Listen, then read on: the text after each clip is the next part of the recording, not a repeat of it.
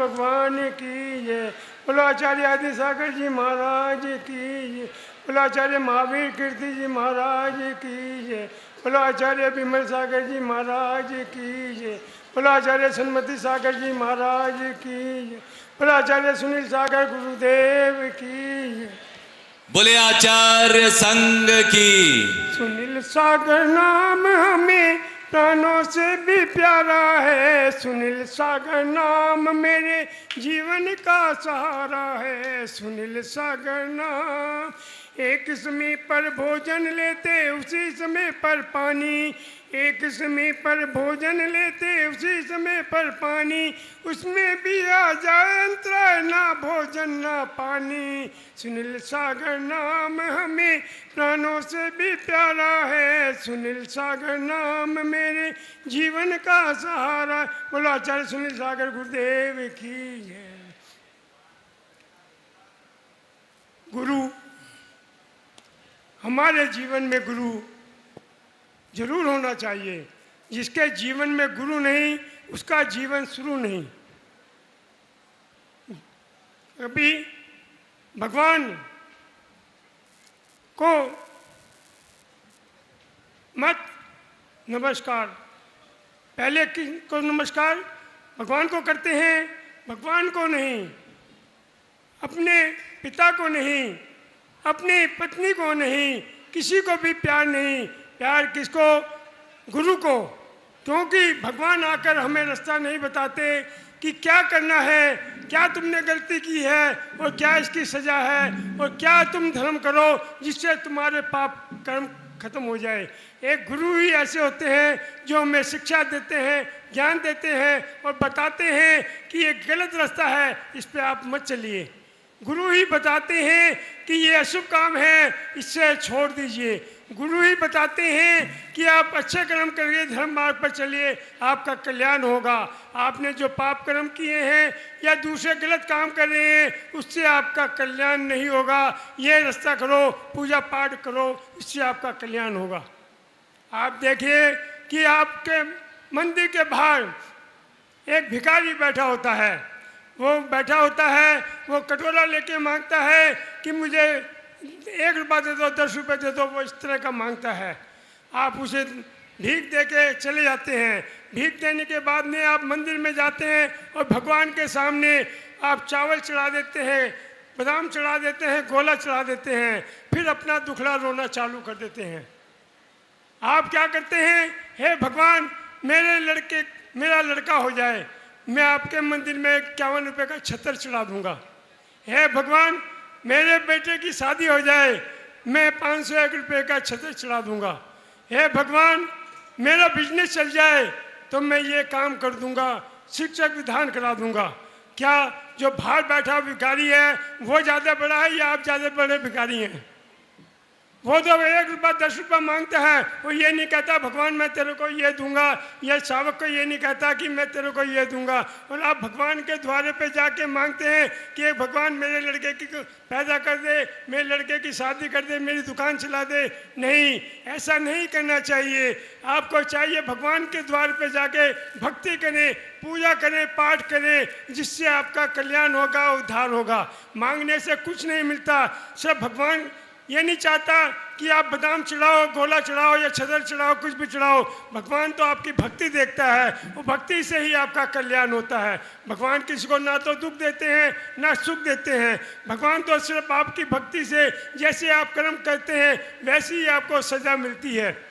आपने देखा होगा कि धर्मराज थे, श्री वो राजा थे और राज करके रथ पर जा रहे थे तो उन्होंने देखा कि रास्ते में एक सांप सड़क पार कर रहा है। तो उन्होंने रथ को रोका। रथ को रोकने के बाद में उसे तीर से खाई में फेंक दिया।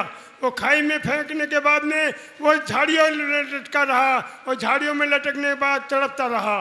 और उसके बाद में फिर अच्छा तासरी की जब महाभारत युद्ध में युद्ध हुआ तो वो तीरों से बांध दिए गए और तीरों से बांधने के बाद में सैया पर लेटे रहे। जब कृष्ण जी और अर्जुन जी उनके पास आए तो उन्होंने पूछा, कृष्ण जी मुझे ये बताओ, मैंने ये कौन सा अशुभ कर्म किया है जिसकी वजह से मैंने कभी भी कोई पाप नहीं किया, ब्रह्मचर्य से रहा हूँ, सबका भला किया, सबका उद्धार किया है, फिर मैं ये शैया पे क्यों लेटा हूँ और मेरी मृत्यु भी नहीं हो रही। तो उन्होंने कहा कि ध्यान दो। उन्होंने कहा मैं 8 भाव देख लिए। तो कृष्ण जी मुस्कुराए, कहने लगे 9वां भाव देखो।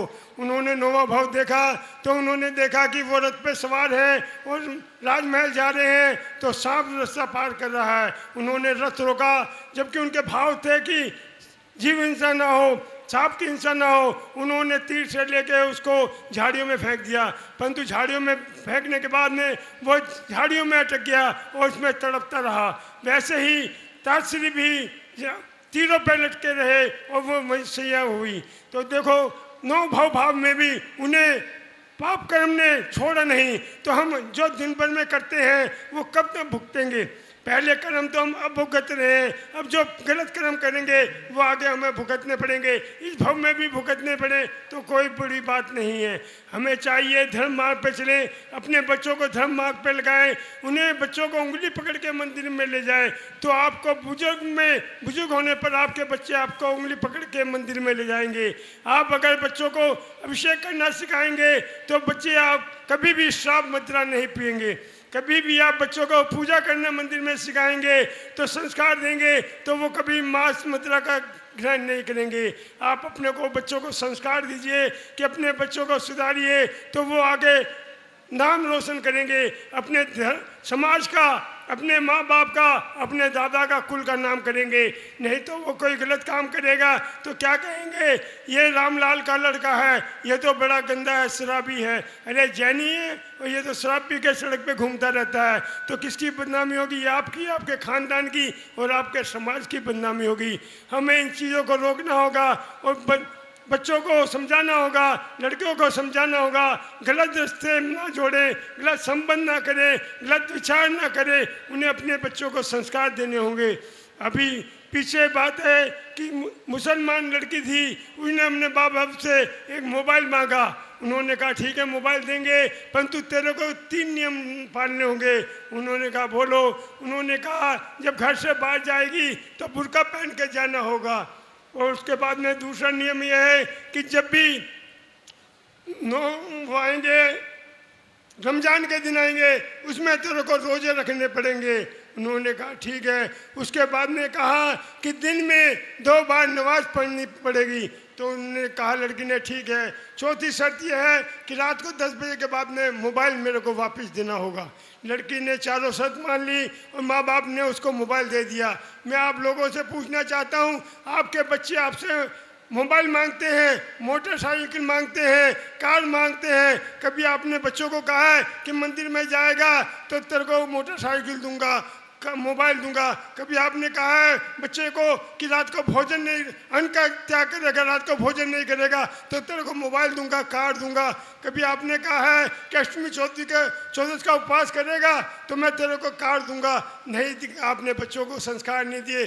बच्चे ने आकर कहा पापा मेरे को मोबाइल चाहिए, मम्मी मेरे को मोबाइल चाहिए, आपने उसको फ़ोन पकड़ा दिया। तो कैसे ये संस्कार आएंगे बच्चों में? आप अपने बच्चों को संस्कार देंगे तो संस्कार आएंगे। जब संस्कार नहीं देंगे और लापरवाह करेंगे बच्चों को, पहली बात तो पहले 5-5, 10-10 बच्चे होते थे, अब तो एक ही होता है। उसे ही समझते हैं कि यही मेरा पुत्र है, काम करेगा और मेरा ख्याल रखेगा। अरे महावीर भगवान की माँ ने 16 सपने देखे थे और महावीर भगवान ने 16 के 16 सपने पूर्ण किए, परंतु आपकी एक औलाद है, आप एक ही सपना देखते हैं कि मैं बड़ा होके मेरे बच्चा मेरी सेवा करेगा, मेरा ख्याल करेगा, परंतु वो आपका कोई ख्याल नहीं करता। वो काम करता है और नौकरी करने के लिए बॉम्बे चला जाता है, आप यहीं पड़े रहते हो और यहीं खांसते रहते हो, आपका ख्याल नहीं करते। तो आपकी तमन्ना पूरी करी उनने, आपका सपना पूरा किया नहीं किया, क्योंकि आपने संस्कार अपने बच्चों को ऐसे नहीं दिए जिससे वो अपना उद्धार कर सके। आप इनमें बच्चों को संस्कार दें जिससे काम चले, धर्म का नाम हो और रात्रि भोजन का त्याग करें। अगर आप ट्रेन में सफ़र कर रहे हैं तो रात शाम के समय आप खाना खाने बैठते हैं तो सामने वाला यात्री पूछता है भाई साहब आप जैन हैं? आप पूछते हैं क्यों, मेरे माथे पर लिखा, आपने कैसे पहचाना जैन हूँ? नहीं, जैनी रात को भोजन नहीं करते, दिन छिपने से पहले भोजन करते हैं, इसलिए मैंने आपसे पूछा। तो कितनी गरिमा है जैन समाज की, जैनी की, कि जैनी रात को भोजन नहीं करते और आप जाते हैं रात को भोजन करते हैं, शादी ब्याह करते हैं, शादी ब्याह में आप रात को भोजन करते हैं, और दूसरे जैन की यहाँ भी जाते हैं तो वहाँ भोजन करते हैं। वहाँ घर में भी खा लें कोई बात नहीं, परंतु वहाँ तो न खाएं कि ये जैनी है रात को भोजन नहीं खाता। परंतु हमें अपना जैन धर्म पे विश्वास नहीं रहा और श्रद्धा नहीं रही, क्या बात है, ऐसे नहीं करना चाहिए। हमको चाहिए कि जैन समाज का नाम उत्तम हो, महावीर भगवान का नाम उत्तम हो जिन्होंने हमें संस्कार दिए, हमारे आचार्यों का नाम उत्तम हो जिन्होंने हमें इतनी शिक्षा दे रहे हैं, ज्ञान दे रहे हैं, कितनी त्याग तपस्या करते हैं। 28 मूल गुणों के धनी, 36 मूल गुण के आचार्य धनी, जो कि है ना, कितनी गर्मी बरसात हो कभी भी परेशान नहीं होते, कभी भी विकलित नहीं होते।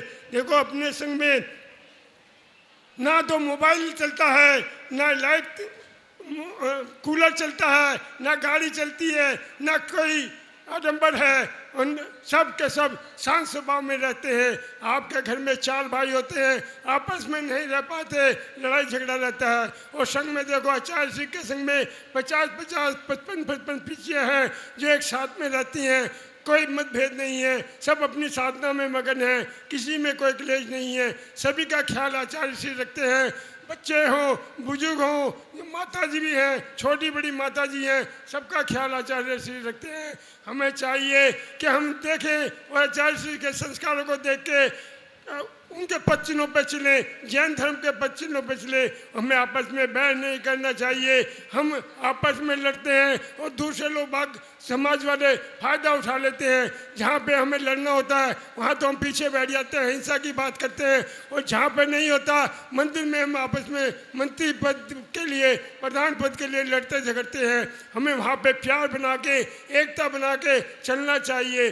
जैसे अभी गिरनार जी में पद यात्रा चल रही है, दिल्ली से पद यात्रा गिरनार के लिए चल रही है, क्योंकि गिरनार में अपना अस्तित्व नहीं है, वहाँ दूसरे धर्म वालों ने कब्जा किया हुआ है।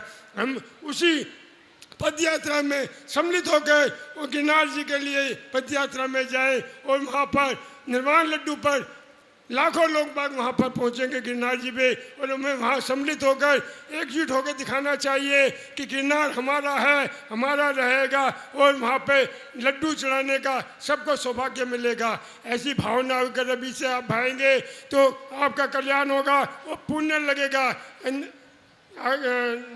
नेमिनाथ भगवान का मोक्ष कल्याणकार है, उस पर वहाँ पे रथ पहुँचेगा। यहाँ से रथ दिल्ली से चला है और वहाँ पे गिरनार जी में पहुँचेगा।